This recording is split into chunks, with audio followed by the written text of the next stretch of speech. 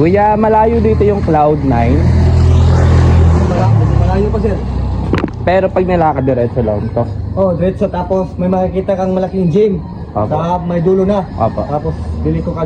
Okay. Di ba yung Apam Bridge, lalagpasan ko pa yun? Hindi na, di ka punta ka pang bridge. Pa bridge, may... Pang bridge dito kasi yun Opo, opo. Yung crowd na dito yung bundok. Dito. So may dadaanan Oo. ako. Nakaganyan yung ano. Okay. Pang bridge tapos. Lalagpasan ko lang yung Apam Bridge. Dito ka dadaan sa ano.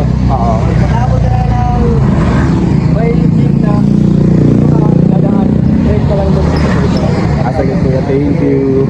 Pagdating doon, medyo malapit na o malayo na? Malayo pa rin. Sige, thank you kuya.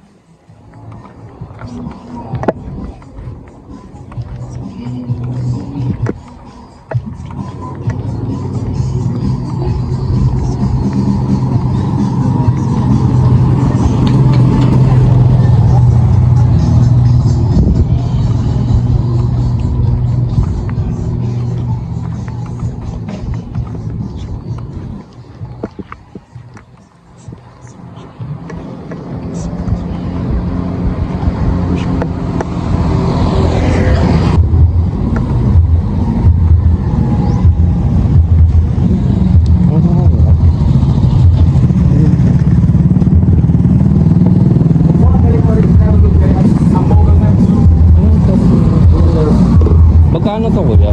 80, tatlong piraso. With rice na. Ano to? Dinuguan, pork fry. Ito naman kuya. Ilang rice? Ano? Isa lang. Isang rice, down.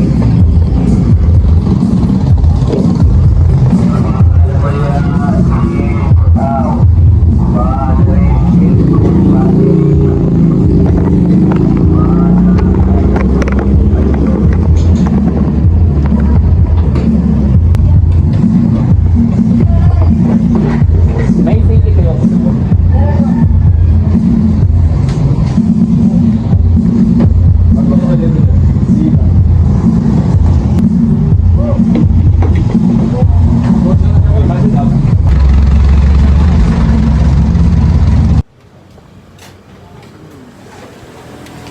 Half rice, 10 pesos. Pag sambo, 20 pesos. Then, adobo, pork adobo, 80 pesos. So, total ng kakainin natin today is 120 pesos. So, karinderya. Masarap, masarap.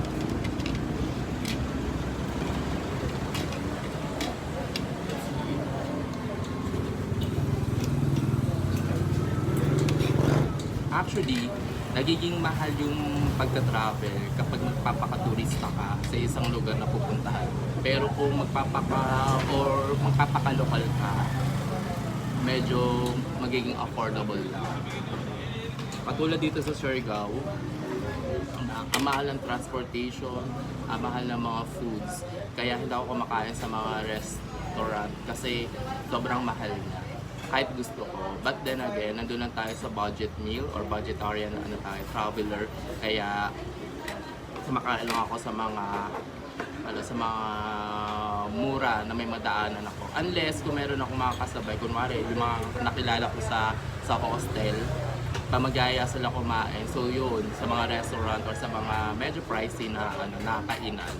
So yun, sumasama kasi sharing naman yun sa pagbayad. Pero pag ako lang mag-isa, so ito talaga yung mga hinahanap natin. Dito tayo kumakain.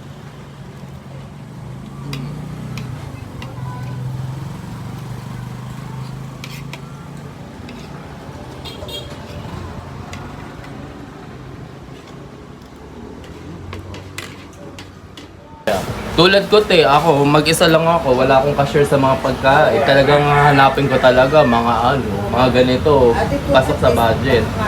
Oo nga, ayun na may mahalaga. Di rin ako makapagtuktok te sa mga pupuntahan ko kasi ang mahal. So, 200. Ako lang mag-isa. Saan ka pupunta? Presyo din. Oo, 200. Lalo na kayo, mataas na yung gas. Sila, mag-presyo din sila. O, Kaya, baka doon, 1.5. Walang isa. Ito ay Jesus. hindi naman. Ako, budget ano lang ako dito. Para lang ma-explore ko ba yung ma-experience ko yung Siargao, di ba? Pero grabe maningin. 350. Makalang dyan, at taga doon, 20 pesos. Yung pag dito. Pero sa ibang bansa nga katulad sa Thailand, pag lokal ka doon, kahit nagpamamasyal ka lang, pag naalaman nila na lokal ko doon, mababa yung rate. Pero pag turista ka, mataas yung rate. Pag kapwa ano nila, Thai, malay, mura lang yung ano nila binibigay nila. Pero pag turista ka doon, yung alam nila hindi ka marunong, hindi ka Thai, mahal, mas mataas yung rate. Dito, Pilipino ka, aanihin ka pa rin, itatagain ka pa rin eh. Kaya, Isang kilo, so,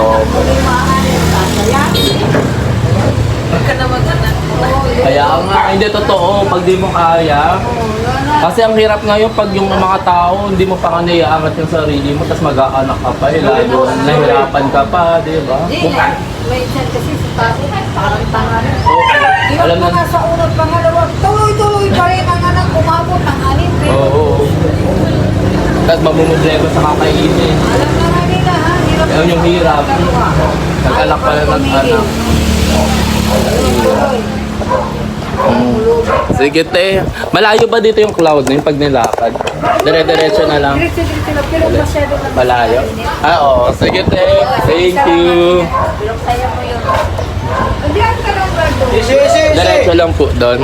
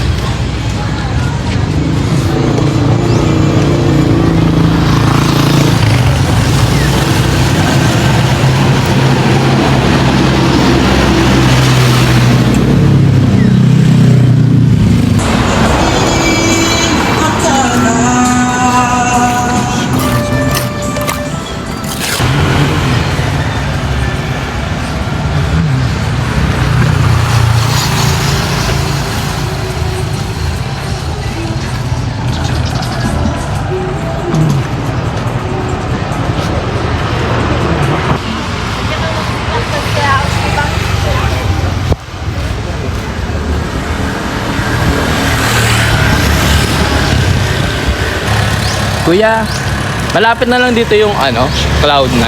Oo, diretso ka lang. Diretso lang. Okay, thank you.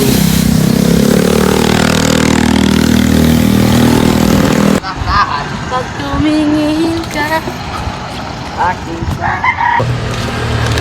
Kuya, malapit na dito yung Cloud9. Malapit na, yan lang. Mag-surf po kayo? Hindi po, may makasama lang ako nandun. Sige po.